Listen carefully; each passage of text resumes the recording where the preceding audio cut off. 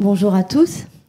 Alors je vais repartir justement de cette question, c'est-à-dire comment intégrer le SRCE dans mon document d'urbanisme. C'est généralement la question qu'on me pose. Et quand on me pose cette question, généralement il y a une question subsidiaire. C'est parce que j'ai une zone commerciale et que je voudrais savoir par où passe le trait.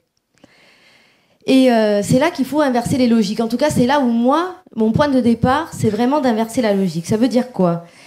Ça veut dire de sortir d'une logique seule d'espace protégé et travailler plutôt sur les interactions. Vous voyez la phrase de Jacques Weber, qui est pour moi extrêmement importante, ces interactions biologiques.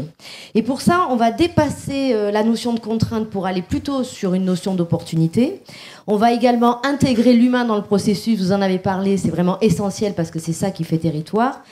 Et on va aussi s'appuyer sur une approche fonctionnelle de la biodiversité, c'est-à-dire une approche dynamique qui est assez chère à Henri-Pierre Gouillon, notamment, j'y reviendrai. En effet, ça fait 10 ans que je travaille sur ces questions de trame verte et bleue avec des scientifiques, des chercheurs en écologie, en sociologie, des associations, des élus, des institutionnels, des aménageurs et des entreprises. Alors, à l'origine, en tant que directrice de parc naturel régional, c'est pour ça que je me sens assez bien là dans ce groupe, et également déléguée au niveau de la Fédération nationale des parcs, et puis aujourd'hui en tant que consultante au sein d'Appel d'Air et d'expert auprès de l'Union internationale pour la conservation de la nature. Un mot sur Appel d'Air, peut-être Alors, Appel d'Air, c'est un cabinet en fait, que j'ai créé il y a 5 ans pour aller plus loin. Donc, j'ai quitté la fonction de directeur de parc pour aller plus loin. Et je travaille sur 3 pôles d'action. L'intelligence collective, c'est-à-dire je crée des méthodes pour pouvoir travailler avec les organisations en intelligence collective. Tout ce qui est donc effectivement aménagement du territoire et biodiversité, et notamment les trames vertes et bleues. Et enfin, tout ce qui est, et vous en avez parlé aussi, économie, c'est-à-dire économie circulaire, économie de la fonctionnalité. Comment est-ce qu'on fait pour introduire de la biodiversité dans l'économique et dans le sociétal ? Voilà, ça c'est les 3 pôles. Donc, c'est au travers de cette expérience-là que j'ai eu à travailler sur l'élaboration de SRCE, et donc récemment donc en Provence-Alpes-Côte d'Azur, avec l'Adréal et les bureaux d'études SAFEJ et Ecomed, sur la création d'un guide donc, qui s'appelle « Comment traduire le SRCE dans mon document d'urbanisme ». Donc c'est ce guide-là, il est gratuit, il est disponible sur le site de l'Adréal PACA et puis sur le site d'Appel d'Air. Et ce guide, il est à votre disposition et il comprend 13 fiches outils. C'est des fiches qui permettent de traiter les aspects réglementaires comme juridiques, on en a parlé, mais également l'articulation scientifique et technique qui est vraiment nécessaire. Et puis aussi tout ce qui est lié au processus de co-construction et de concertation qui me tiennent particulièrement à cœur. Son usage n'est pas limité à la région PACA. Les prescriptions qu'il contient sont nationales. Oui, voilà. Il y a vraiment des éléments que vous pouvez réutiliser.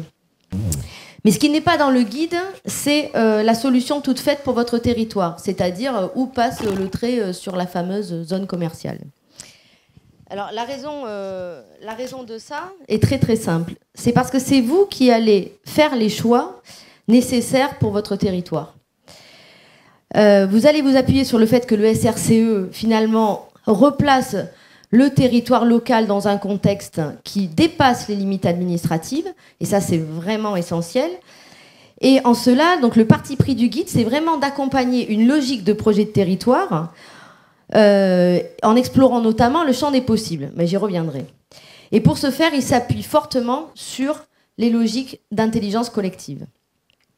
Alors, ça fait fortement écho à cette idée des ABC de la biodiversité, cette idée de processus partagé, co-élaboré.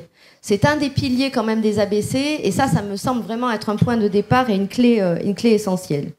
Alors, vous allez me dire, mais s'il n'y a pas la réponse dans le guide, comment on fait ? En fait, il n'y a pas la réponse en tant que telle dans le guide, mais il y a des clés. Et pour pouvoir utiliser ces clés, on a imaginé une journée pédagogique, une journée d'apprentissage, d'échange et de mise en situation. Et cette journée, donc on l'a élaborée avec l'Adréal notamment, c'est une journée d'apprentissage de la fameuse démarche dont je parlais tout à l'heure, c'est-à-dire on inverse la logique.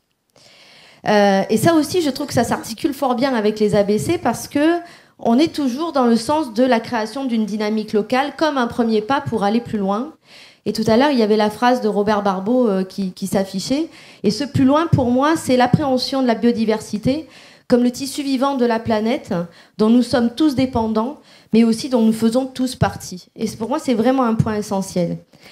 Alors, ça invite à creuser cette idée de territoire capable. C'est un territoire capable, c'est une idée que nous avons développée avec Raphaël Matevé, donc scientifique Raphaël Matevé du CNRS et Thierry Tatoni de l'IMBE, qui va paraître d'ailleurs dans le prochain numéro d'Humanité Biodiversité. L'IMBE, Institut Méditerranéen de la biodiversité, maritime et terrestre. Et donc, dans cet article-là, on développe cette idée selon laquelle il s'agit sans doute de cheminer vers des territoires de solidarité écologique, ces fameux territoires capables d'intégrer la biodiversité et ses interactions dans la société.